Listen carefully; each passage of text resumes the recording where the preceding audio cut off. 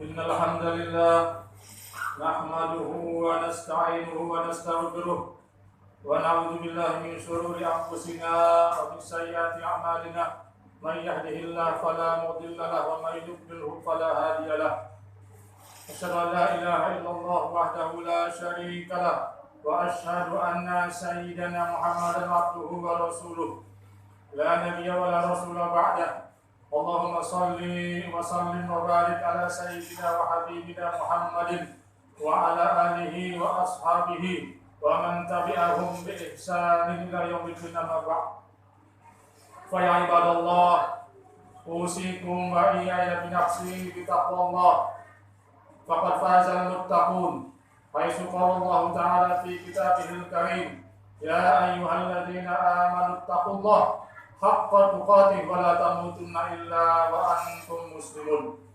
Ma'asyiral muslimin, jamaah salat Jumat rahimani wa rahimakumullah. Marilah sama-sama kita memanjatkan puji dan syukur kita kepada Allah Subhanahu wa taala. Allah yang memberikan kita kehidupan, Allah yang memberikan kita nikmat sehat, nikmat panjang umur, nikmat hidayah, nikmat iman dan hidayah Islam, sehingga kita bisa melaksanakan salat fardu Jumat di tempat yang sangat mulia ini. Salah satu kewajiban kita kepada Allah Subhanahu wa taala. Mari kita bersyukur. Salawat dan salam marilah selalu kita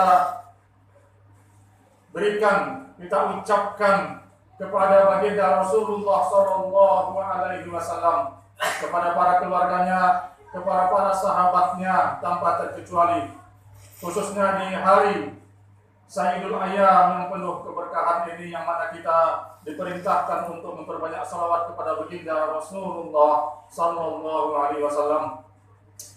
Mari sama-sama kita berusaha meningkatkan ketakwaan kita dan keimanan kita kepada Allah Subhanahu wa taala.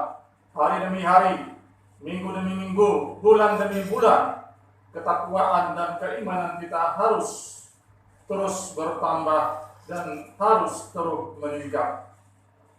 Ma'asyiral muslimin rahimani wa rahimakumullah.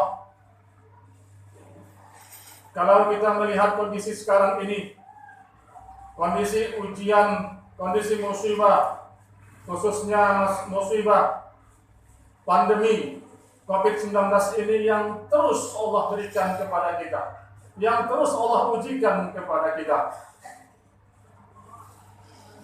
Dampak dari musibah ini, dampak dari ujian dari Allah Subhanahu wa taala ini jelas sangat-sangat besar dampaknya. Baik itu dari segi sosial, dari segi politik, dari segi pendidikan, dan juga dari segi ekonomi.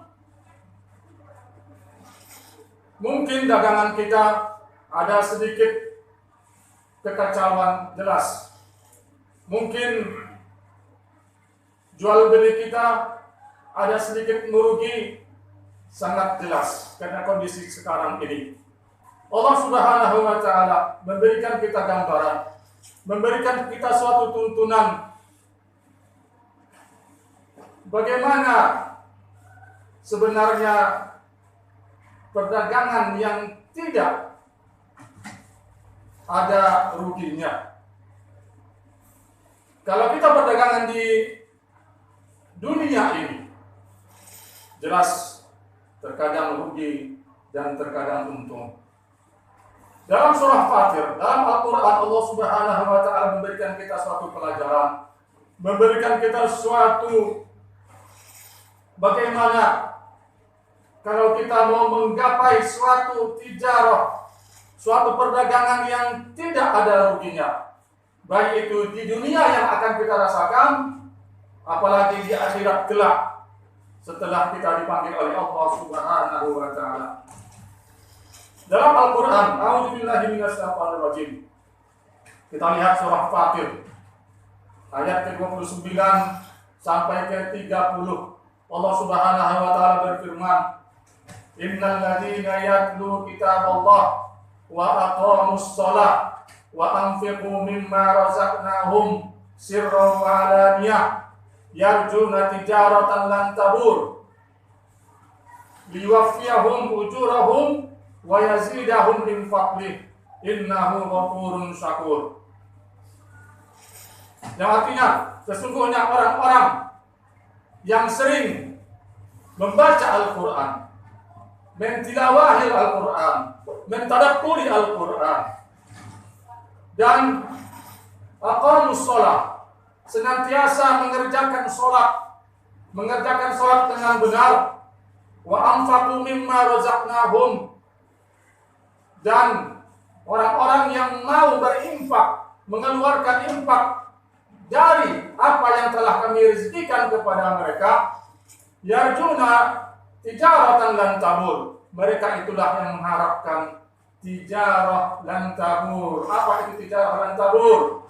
Yaitu perdagangan, suatu perdagangan lan tidak akan ada ruginya. Ini jadi Allah Subhanahu wa taala.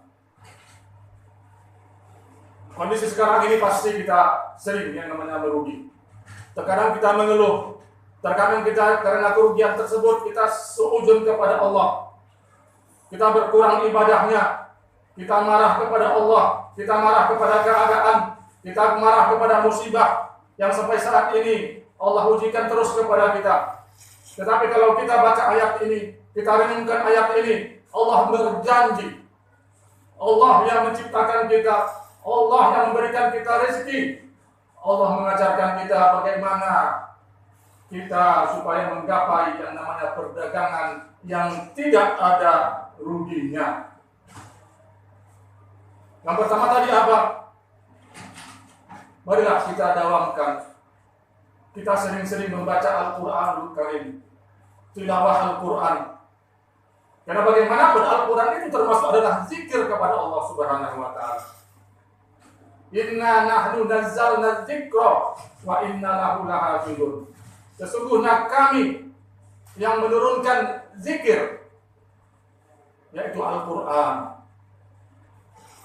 Wa inna lahu lahafizun, wa inna nahnu lahu lahafizun. Dan kamilah yang akan menjaga itu Al-Quran. Kalau kita berzikir kepada Allah, Allah akan ingat kepada kita. Fadhkuruni azkurkum. Maka kamu berzikirlah kepada Allah. Maka kamu berzikirlah kepada aku, kata Allah Subhanahu wa taala dalam ayat yang lain. Azkurkum, aku akan ingat kepadamu. Allah kalau ingat kepada kita, Allah tidak akan membiarkan kita sengsara di dunia ini dan juga di akhirat. Zikir yang paling mulia adalah tilawatul Quran. Zikir yang terbaik adalah membaca Al-Quran, mentadabburi Al-Quran. Umur kita sudah 50 tahun, umur kita sudah 60 tahun. Berapa hari, satu hari, berapa ayat yang telah kita baca? Jangan sampai umur kita sudah 70 tahun, bacaan Al-Quran kita masih sangat-sangat memprihatinkan. Disinilah ya, kalau kita bisa mendawamkan Al-Quran, yang belum bisa membaca Al-Quran, belajar membaca Al-Quran. Yang sudah bisa membaca Al-Quran, kita dawamkan juga satu hari, paling tidak kita baca Al-Quran berapa ayat, berapa halaman.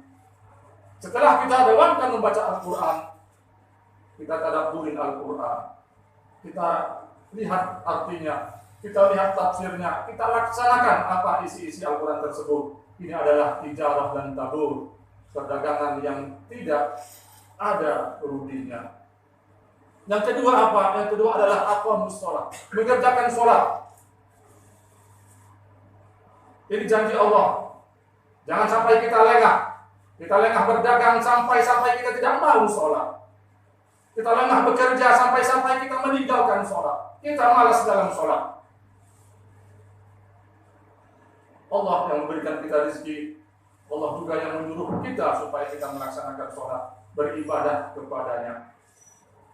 Orang yang sholatnya benar, orang yang sholatnya continue, Allah tidak akan lupa kepada orang tersebut. Allah akan memberikan yang namanya tijarah dan tabur, perdagangan yang tidak ada ruginya. Ma'asyiral muslimin rahimani rahimakumullah. Poin yang ketiga apa? Yang ketiga adalah berinfak, mengeluarkan rezeki, mengeluarkan zakat. Kalau kita ingin tijarah dan tabur, kalau kita ingin perdagangan yang tidak ada ruginya,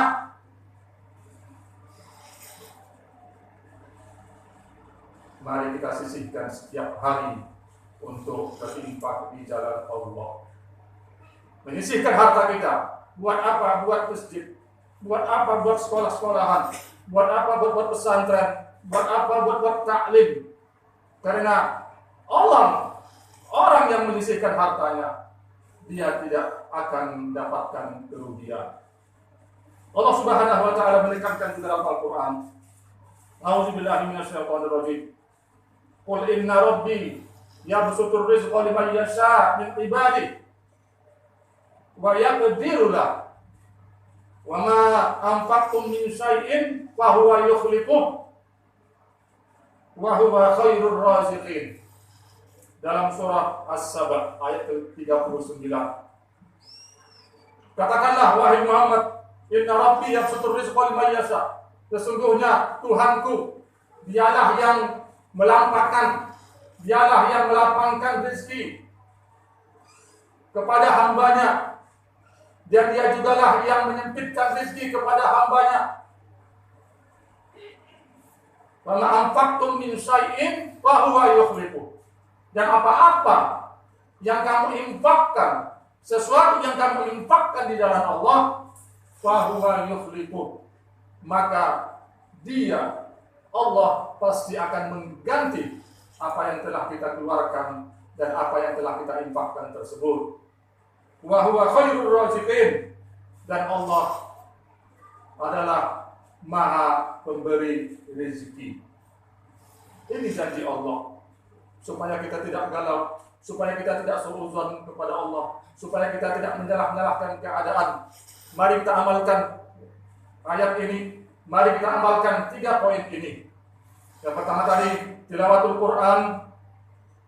Mari kita biasakan, mari kita ajarkan anak-anak kita supaya gemar membaca Al-Quran.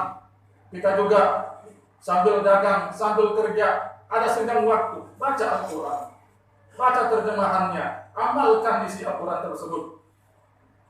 Allah tidak akan menyia-nyiakan kita. Yang kedua apa? Yang kedua, mari kita sholat jangan sampai kita tinggalkan. Sholat jangan sampai kita tinggalkan.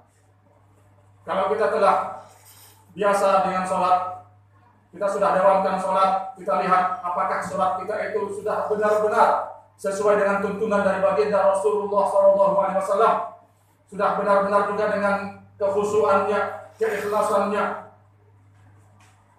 Yang ketiga adalah marilah kita gemar berinfak, gemar memberi. Karena orang bakhil